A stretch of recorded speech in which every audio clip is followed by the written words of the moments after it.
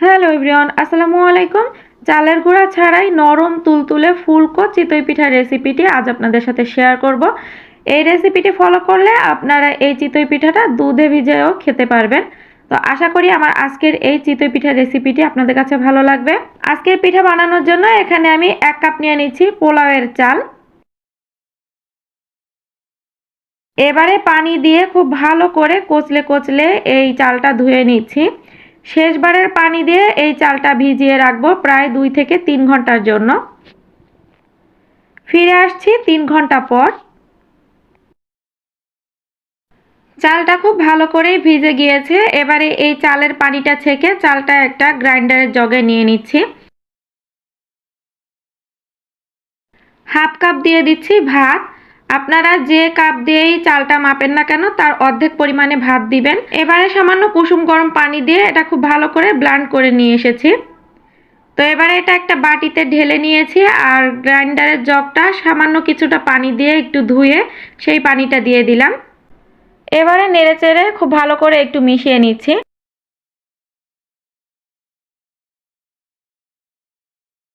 স্বাদ মতো দিয়ে দিচ্ছি লবণ, হাফ চা চামচ দিয়ে দিচ্ছি বেকিং সোডা, আর এখানে দিয়ে দিচ্ছি 1 টেবিল চামচের মতন রান্নার তেল। সবকিছু খুব ভালো করে একসাথে মিশিয়ে নিচ্ছি। আপনাদের যাদের চিতই পিঠা কখনোই ফোলে না তারাও কিন্তু এই রেসিপিটি ফলো করলে চিতই পিঠা বানাতে পারবেন খুব সহজেই। একসাথে মেশানো তেল আর পানির ভিতরে কাপড়টা ভিজিয়ে সেটা দিয়ে এই পিঠার ছাঁচটা খুব ভালো করে মুছে নিচ্ছি। এতে করে পিঠাটা খুব সহজেই প্যান থেকে উঠে আসবে। এবারে পিঠার ব্যাটারটা দিয়ে দিচ্ছি।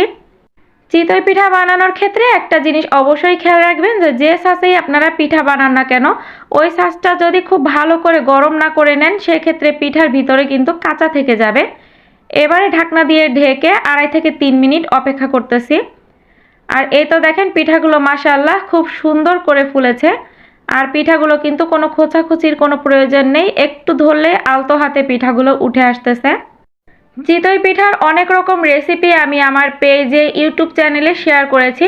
আপনারা চাইলে এর থেকে যে কোনো একটি রেসিপি ফলো করেই চিতই পিঠা বানাতে পারবেন। এই চিতই পিঠাটা আপনারা চাইলে দুধের শিরার ভিতরেও ভেজাতে পারবেন।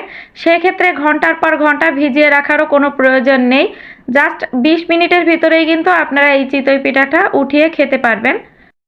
তো আশা করি আমার আজকের এই চিতই পিঠার রেসিপিটি আপনাদের কাছে ভালো লেগেছে। যদি ভালো লেগে থাকে তাহলে প্লিজ লাইক, কমেন্ট, শেয়ার করতে ভুলবেন না। কারণ আপনাদের লাইক, কমেন্ট আর শেয়ার আমাকে নতুন নতুন রেসিপি বানাতে আরও বেশি উৎসাহিত করে। দেখা হচ্ছে পরবর্তী কোনো রেসিপি নিয়ে। ততক্ষণ সবাই ভালো থাকবেন। আজকের মতন বিদায় নিচ্ছি। Tata, bye bye.